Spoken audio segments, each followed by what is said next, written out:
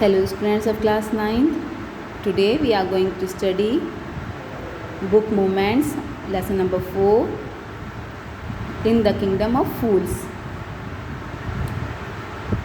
In the Kingdom of Fools means फूल्स होते हैं बेवकूफ़, राज्य जिसमें सभी बेवकूफ़ हो, इसके बारे में हम स्टोरी पढ़ेंगे.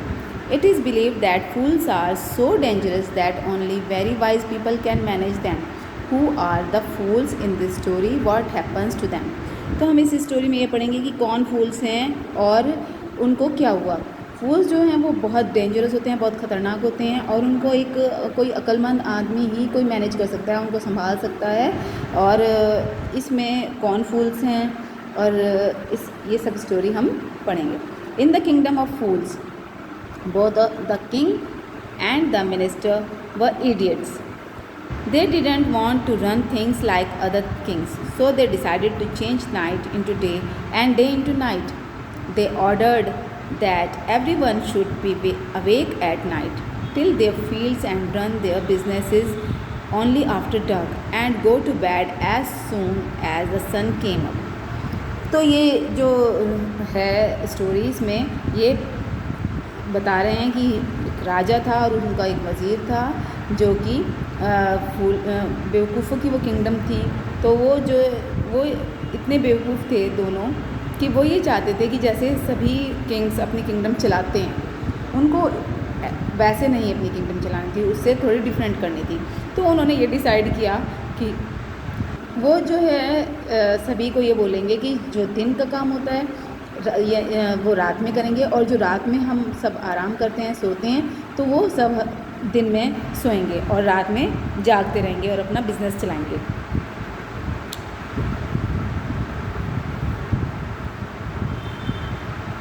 They ordered that everyone should be awake at night, till their fields and run their businesses only after dark and go to bed as soon as sun came up. जैसे ही सूरज निकलेगा वो बेड जाकर सो जाएंगे और रात में वो अपना बिजनेस चलाएंगे.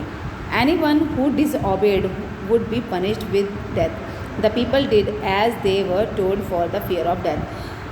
अगर कोई डिसऑबे करेगा, उनकी आगे नहीं मानेगा, तो उसको जो है मार दिया जाएगा. और इसी डर से सभी लोग जो थे वो उनके रूल्स को फॉलो करने लगे कि हमें कहीं मार ना दें, तो इसलिए वो उनके रूल्स को मानने लगे. The king and the minister were delighted at the success of their project. One day a guru and his disciple arrived in the city. It was a beautiful city. It was broad daylight but there was no one about. तो ऐसे ही सब डर की वजह से सब दिन में सो जाते थे और रात में अपना बिज़नेस करते थे, सब अपना काम करते थे, फील्ड्स में वर्क करते थे. जो भी कोई उनका वर्क था, जो ऑक्यूपेशन था, वो सब रात में करते थे और दिन में वो सब सो जाते थे. तो एक दिन ऐसा हुआ कि एक गुरु आए और उनका डिसाइपल आए और उस सिटी में उन्हें वो सिटी जो था, वो शहर बहुत अच्छा लगा, बहुत सुंदर था. वो सूरज की रोशनी थी, लेकिन वहाँ पर कोई भी नज़र नहीं आ रहा था. Everyone was asleep, not a mouse stirring. Even the cattle had been taught to sleep a day. But the two strangers were amazed by what they saw around them and wandered around town till evening, when suddenly the whole town woke up and went about its nightly business. तो जब वो गुरु और उनका शिष्य वहाँ पर आए, उन्होंने देखा कि वहाँ पर कोई नहीं है, बिल्कुल सब सुनसान पड़ा है, सब सोए हुए हैं. तो जैसे ही वो जब इधर उधर घूम रहे थे, जब शाम हुई तो उन्होंने देखा कि सब जागने लगे और अपना शॉप्स वगैरह खोलने लगे, अपना उन्होंने रात का बिज़नेस स्टार्ट किया.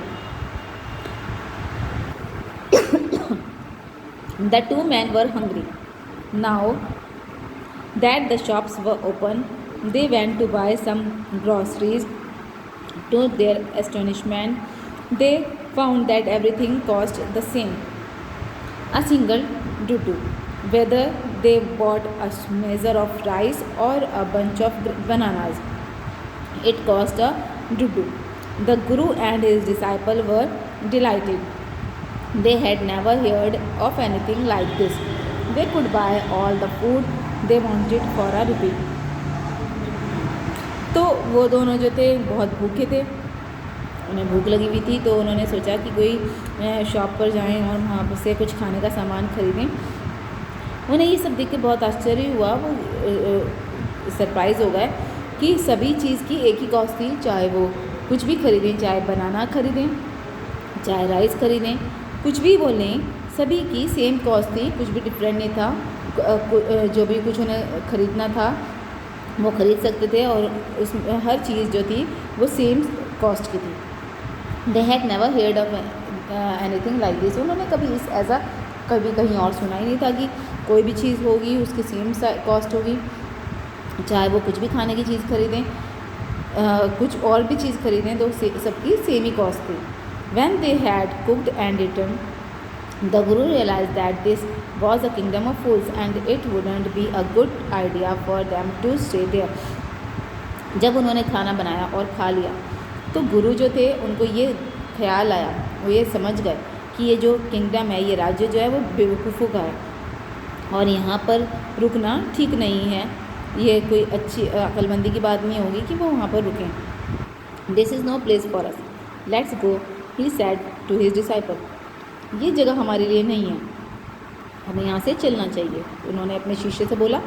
But the disciple didn't want to leave the place, everything was cheap here, all he wanted was good cheap. अब वो लेकिन उसका जो उन शिष्य था वो उस जगह को छोड़ने के लिए तैयार नहीं था, क्योंकि सभी कुछ जो था सस्ता था, सब चीज़ की एक ही कॉस्ट थी, सब चीज़ सस्ती थी, तो वो अच्छा खाना खाना चाहता था और सस्ते में खाना चाहता था। द गुरु सेड,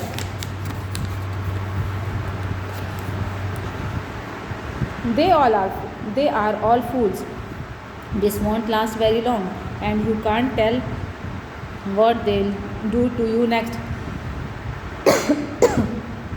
तो गुरु ने बोला कि ये जो है बेवकूफ़ों की जगह है और ये ज़्यादा दिन तक नहीं चलेगा, वो आपके साथ क्या करें ये कुछ पता नहीं है, तो यहाँ पर रुकना ठीक नहीं है। But the disciple wouldn't listen to the guru's wisdom, he wanted to say. The Guru finally gave up and said, do what you want, I am going, and left. The disciple stayed on, ate his fill every day, bananas and ghee and rice and wheat, and grew fat like a street side scared bull. तो disciple जो था वो वहाँ से छोड़ने के लिए तैयार नहीं था। गुरु की अक्लमंदी को वो समझ नहीं पा रहा था, उसने वहीं पर रुकने का फ़ैसला किया था। गुरु जो थे वो अब उन्होंने सोचा कि बस अब छोड़ो, ये मानेगा तो है नहीं, तो वो उन्होंने कहा कि ठीक है तुम यहाँ पर रहो, मैं जा रहा हूँ, और वो वहाँ से चले गए। डिसाइपल जो था, उनका शिष्य जो था वो वहीं पर रहा और उसने सभी चीज़ खाई, बनानाज, घी, राइस, वीट, एवरीथिंग, सभी कुछ उन्होंने खाया, क्योंकि सभी कुछ बहुत ही सस्ता था और वो ये सब चीज़ें इतना खाया, उसने पेट भर कर खाया तो वो मोटा होने लगा। जैसे कि बुल जो होती हैं सड़क पर घूमती हैं वो मोटी, ऐसे ही उन्हीं की जैसे वो मोटा हो गया।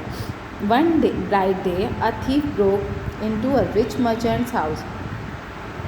He had made a hole in the wall and sneaked in, and as he was carrying out his loot, the wall of the old house collapsed on his head and killed him on the spot. तो एक बार क्या हुआ, रात एक bright day था, वो जब उस मर्चेंट जो था वो सोया हुआ था, रिच मर्चेंट था, बहुत अमीर आदमी था, वो सोया हुआ था, तो एक चोर जो था उसके घर में थोड़ा सा दीवार को तोड़कर उसके घर में अंदर चला गया, और जब वो चोरी कर सामान वापस ला रहा था तो वो जहाँ से वो गया था, उसने होल किया हुआ था, वहाँ से वो जब वापस आ रहा था तो वो दीवार उसके ऊपर गिर गई और उसके सर पर गिर गई, और वो वहीं पर ऑन द स्पॉट ही वो उसकी डेथ हो गई, वो मर गया. His brother ran to the king and complained, Your Highness, when my brother was pursuing his ancient trade, a wall fell on him and killed him. This merchant is to blame. He should have built a good strong wall. You must punish the wrongdoer and compensate the family for this injustice.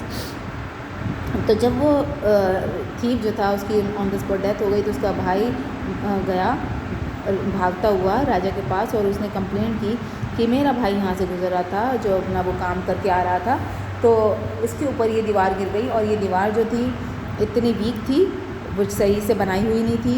उन्हें ये दीवार जो है strong बनानी चाहिए थी।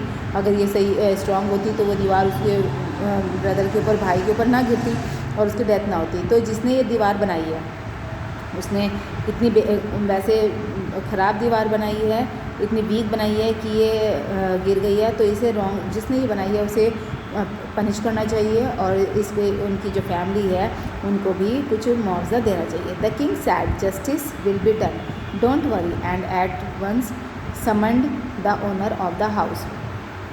और तो किंग ने बोला कि ठीक है, जस्टिस होगा, तुम्हारे साथ न्याय किया जाएगा।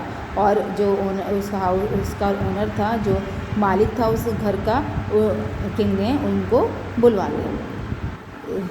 So here I am stopping the lesson. Okay students, I will teach you this lesson afterwards, and you have to read till here at least twice. Thank you.